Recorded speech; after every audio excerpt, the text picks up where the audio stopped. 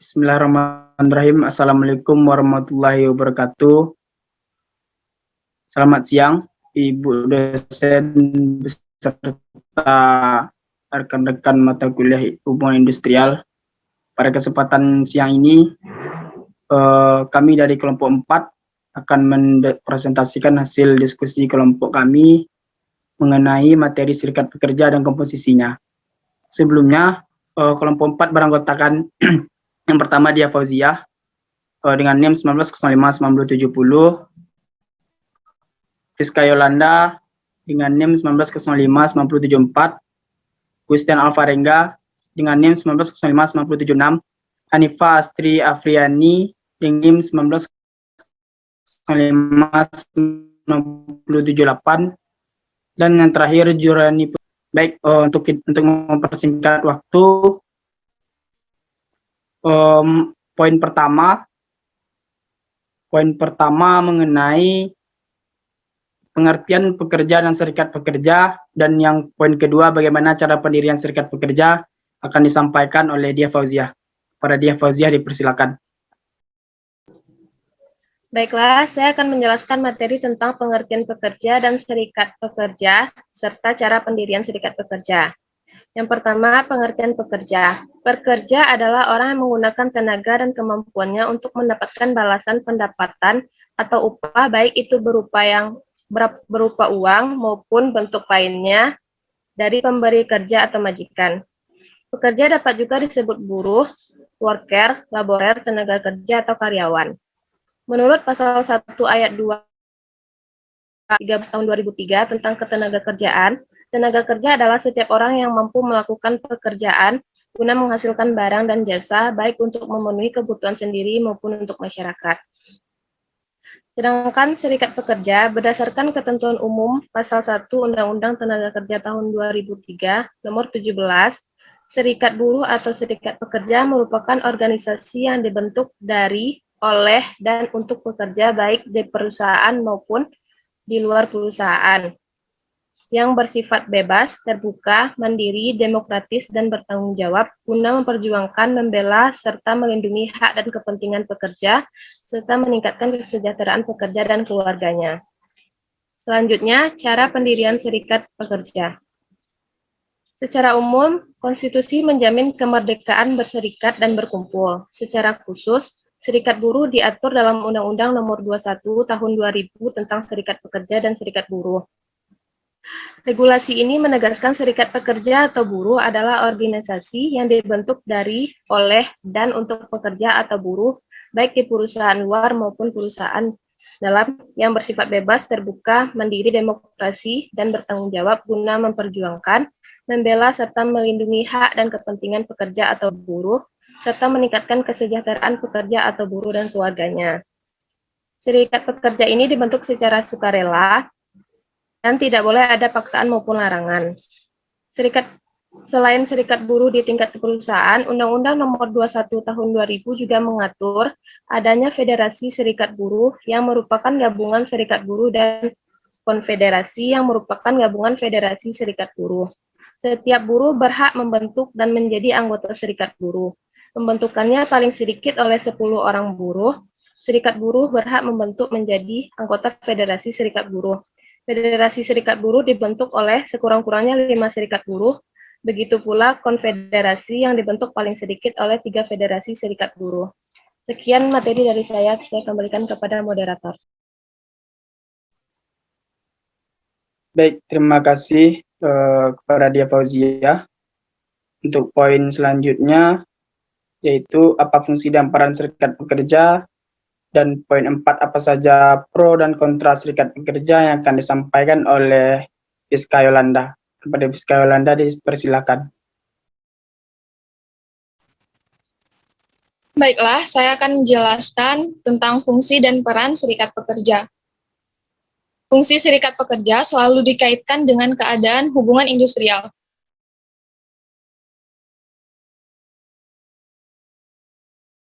Hubungan industrial diartikan sebagai suatu sistem hubungan yang terbentuk antara para pelaku dalam proses produksi dan jasa yang meliputi pengusaha, pekerja, dan pemerintah. Sebagai perwakilan buruh atau pekerja, maka serikat pekerja mempunyai fungsi dan peran sebagai berikut. Yang pertama, perlindungan. Dengan menjadi anggota, pekerja terlindungi dari tercabutnya hak hidupnya, di mana menyediakan perlindungan akan pekerjaan. Serikat pekerja menjamin bahwa pekerja tidak menjadi korban, dipermainkan, dilecehkan, atau diberhentikan dari pekerjaannya tanpa alasan yang jelas.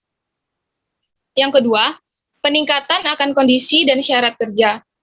Sesuai dengan kebutuhan yang diperlukan, mengacu pada kebutuhan akan perkembangan teknologi yang modern dan modernnya kondisi kerja, serikat pekerja berusaha keras untuk meningkatkan kondisi dan syarat-syarat kerja dan hidup anggotanya. Yang ketiga, perjanjian kerja bersama. Salah satu peran dan fungsi utama serikat pekerja adalah menjamin kepentingan anggotanya melalui perjanjian tawar-menawar kolektif. Melalui perjanjian kerja bersama ini, pekerja berjuang untuk kondisi pengupahan yang lebih baik, kondisi dan syarat kerja yang lebih baik, dan kehidupan yang lebih baik bagi anggota dan keluarganya. Yang keempat, yaitu menangani keluh kesah anggota. Serikat pekerja mewakili anggotanya yang mempunyai keluh kesah dengan membantu mereka dalam mencari dan menangani secara wajar dan adil akan permasalahan dan persoalan yang dimilikinya. Yang kelima, menyelesaikan perselisihan. Serikat pekerja harus mempunyai pengetahuan, kemampuan, dan sumber-sumber untuk melakukan negosiasi dan menyelesaikan perselisihan atas nama pekerja. Yang keenam, menyediakan manfaat lainnya untuk kesejahteraan anggota. Di samping menjamin manfaat yang didapat pekerja dari pengusaha, serikat pekerja juga menyediakan manfaat lainnya seperti kesehatan, beasiswa, penginapan, rekreasi, asuransi, dan sebagainya, bila mana itu memungkinkan. Yang ketujuh, sebagai suara pekerja. Serikat pekerja adalah wakil pekerja dalam menyuarakan dan menyampaikan pandangan dan permasalahan pekerja, serta kondisi sosial saat ini. Karena serikat pekerja adalah tanpa disadari berusaha untuk mengembalikan nilai-nilai yang telah hilang, seperti keamanan, keadilan, kebebasan, dan keyakinan. Yang kedelapan, menyediakan sarana komunikasi. Komunikasi adalah sarana yang paling efektif dalam menyampaikan suatu pengetahuan atau informasi. Komunikasi harus selalu dipupuk dan dikembangkan dalam serikat pekerja sebagai sarana mengadakan hubungan dengan anggotanya. Hal itu bisa dilakukan melalui pertemuan, jurnal atau buletin, surat kabar, brosur, fasilitas pendidikan, dan personal kontak antara pengurus dengan anggotanya.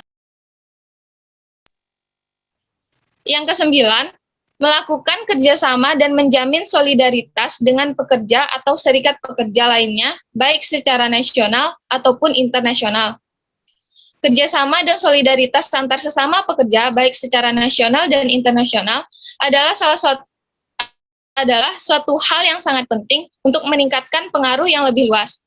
Hal ini memungkinkan pekerja menjadi lebih terwakili dan menghadapi tekanan. Dan yang terakhir yaitu meningkatkan pelaksanaan hubungan industrial untuk menciptakan keharmonisan hubungan antara pekerja dengan pengusaha. Hubungan industrial yang harmonis antara pekerja dengan pengusaha bukan hanya untuk suatu slogan atau usaha dari satu pihak saja untuk mempertahankan, tetapi kedua belah pihak. Kini kita mengingat bahwa pekerja atau pengusaha atau manajemen adalah hubungan jangka panjang. Selanjutnya, saya akan menjelaskan tentang pro dan kontra serikat pekerja. Serikat pekerja sering disebut dengan union. Serikat pekerja merupakan suatu organisasi yang umumnya terdiri dari kaum pekerja, di mana tujuan utamanya adalah untuk menegosiasikan upah dan kondisi pekerjaan bagi para anggotanya. Saat ini, peran serikat pekerja mengalami penurunan secara terus-menerus. Serikat pekerja juga memiliki dampak terhadap produktivitas, baik dampak positif maupun negatif. Dampak positif serikat pekerja terhadap tingkat produktivitas adalah yaitu yang pertama, lebih banyak suara atau aspirasi akan dapat mengurangi tingkat keluarnya pekerja sehingga akan mengurangi biaya perpindahan. Seorang pekerja yang pindah dari suatu perusahaan dianggap sebagai biaya karena perusahaan telah kehilangan biaya untuk informasi, merekrut, menguji, dan melatih pekerja tersebut. Di samping itu, perusahaan juga menanggung opportunity cost. Yang kedua, serikat pekerja dapat menyalurkan kepentingan dan aspirasi secara kolektif, sehingga meningkatkan kerjasama di antara pekerja. Yang ketiga, meningkatkan kualitas komunikasi antara pekerja dengan perusahaan. Adapun dampak negatif dari serikat pekerja terhadap produktivitas adalah, yaitu yang pertama, upah yang tinggi akan menurunkan tingkat kesempatan kerja sehingga menyebabkan inefisiensi. Yang kedua, aturan kerja menjadi sangat kaku sehingga membatasi tingkat substabilitas faktor produksi. Dan yang terakhir, sering memicu munculnya protes seperti pemogokan kerja. Secara empiris, serikat pekerja telah meningkatkan produktivitas kerja sampai 15% hingga 30% di Amerika Serikat. Sedangkan survei empiris yang dilakukan terhadap manajer di Australia, serikat pekerja justru menurunkan produktivitas pekerja. Terdapat perbedaan sistem serikat pekerja antara Amerika Serikat dengan Australia. Di Amerika Serikat, basis serikat pekerja adalah pada tingkat industri, sedangkan di Australia adalah serikat pekerja berbasis pada mata pekerjaan. Sehingga di setiap negara itu serikat pekerjanya diatur dengan sistem yang berbeda-beda sesuai dengan peraturan yang diterapkan oleh negara itu sendiri. Mungkin hanya itu yang dapat saya sampaikan. Saya kembalikan kepada moderator.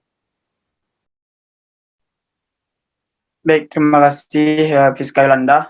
Untuk poin selanjutnya, yaitu poin kelima mengenai alasan karyawan masuk serikat pekerja, dan poin keenam, tujuan-tujuan serikat pekerja, yang akan saya jelaskan sendiri. Yang kelima yaitu alasan karyawan masuk kepentingan pekerja. Sebagai individu, pekerja tidak akan mampu melindungi dan memperjuangkan kepentingan dan hak-haknya. Kebebasan berserikat dan berorganisasi, perlindungan dan pengangguran, perlindungan akan diskriminasi, mendapat kesamaan, kesepakatan akan pendidikan dan pelatihan menjadi faktor pendorong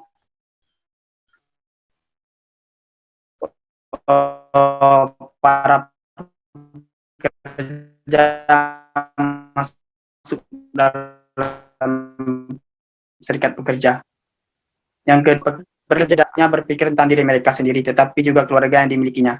Kondisi sulit yang dialami pekerja saat sakit atau ke PHK dapat ditanggulangi melalui serikat pekerja yang mereka ikuti.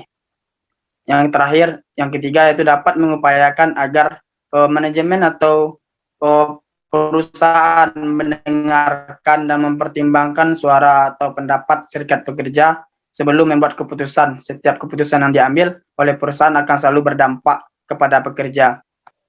Poin keenam, tujuan-tujuan serikat pekerja.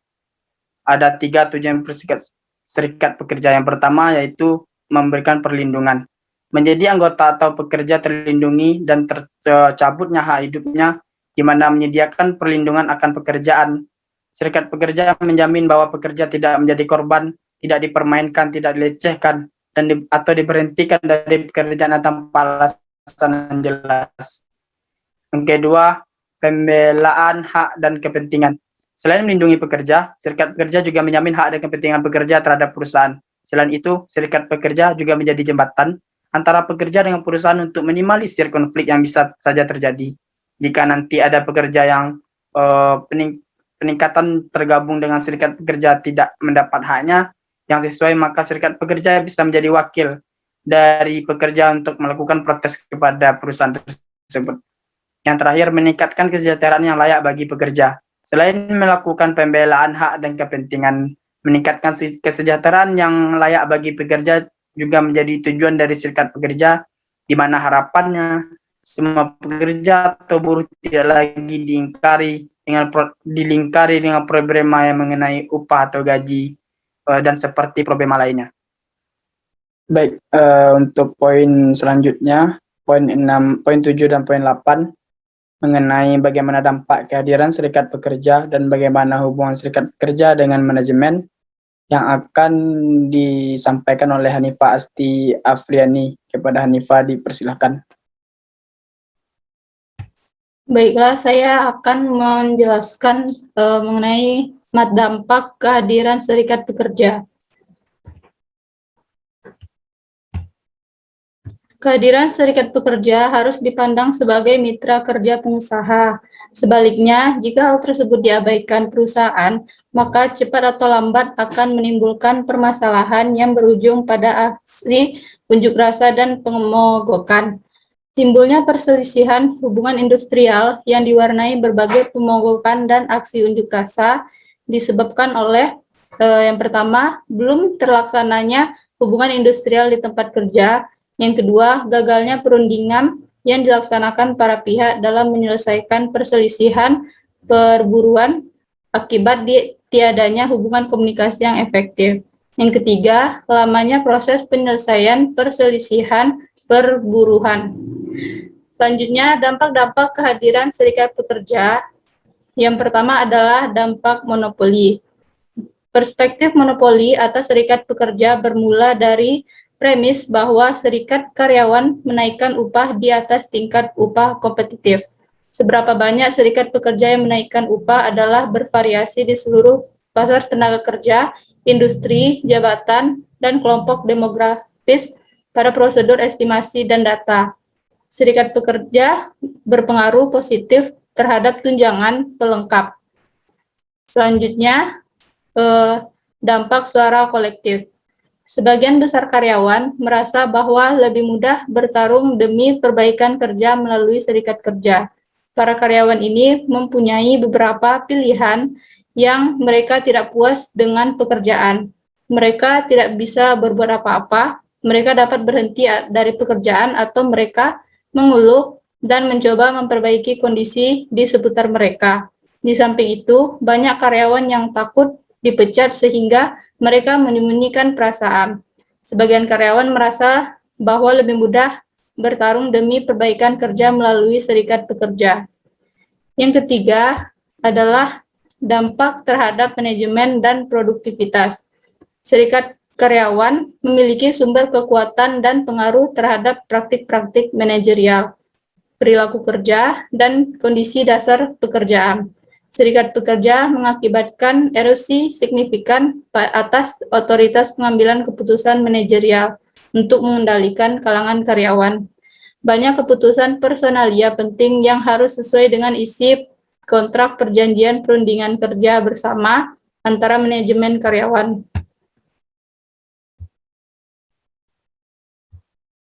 Selanjutnya, hubungan serikat pekerja dengan manajemen.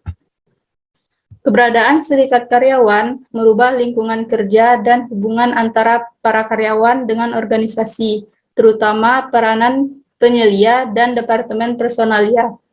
Bila misi pergerakan karyawan adalah untuk melindungi para karyawan, meningkatkan kesejahteraan mereka, menuntut kenaikan gaji, memperbaiki kondisi-kondisi kerja, dan membantu karyawan pada umumnya, maka pendekatan ini dikenal sebagai business unionism.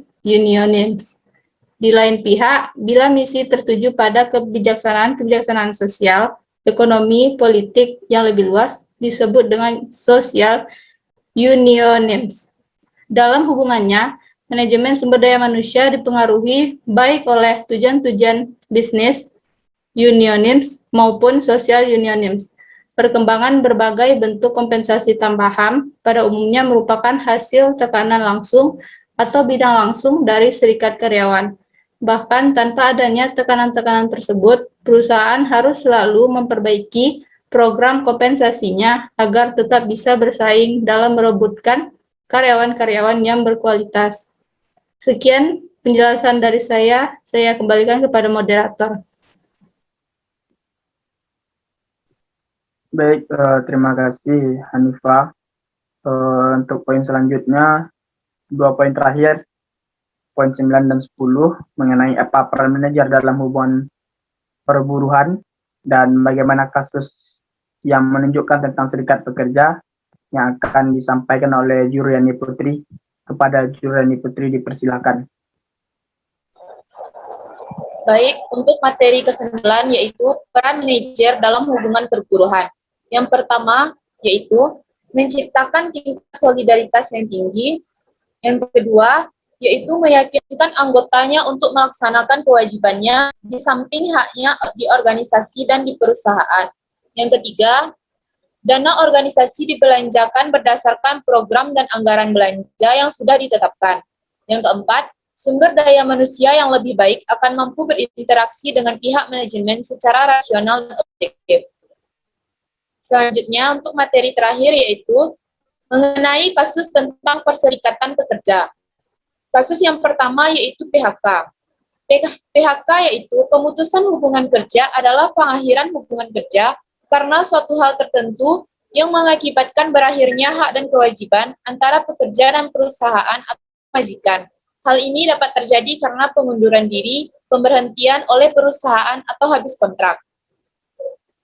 Contoh dari kasus PHK yaitu terjadi di PT Bumi Permai Surya Lestari yang melakukan PHK terhadap kurang lebih 789 karyawannya dikarenakan adanya penambahan kepemilikan perusahaan. Setelah perubahan kepemilikan, para buruh ingin kembali bekerja dengan PT tersebut, akan tetapi pengusaha menolak menerima mereka.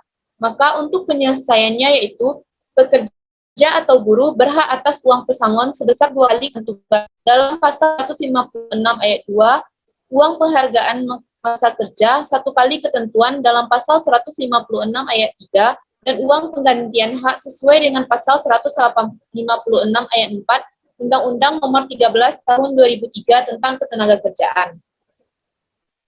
Yang kedua yaitu kasus aksi mogok kerja.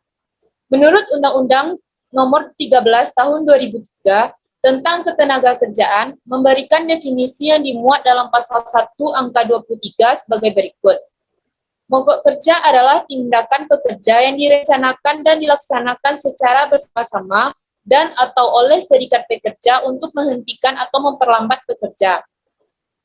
Salah satu tujuan dari mogok kerja adalah untuk memaksa perusahaan atau majikan mendengarkan dan menerima tuntutan pekerja dan atau serikat pekerja. Caranya adalah dengan membuat perusahaan merasakan akibat dari proses produksi berhenti atau melambat. Sekian dari saya.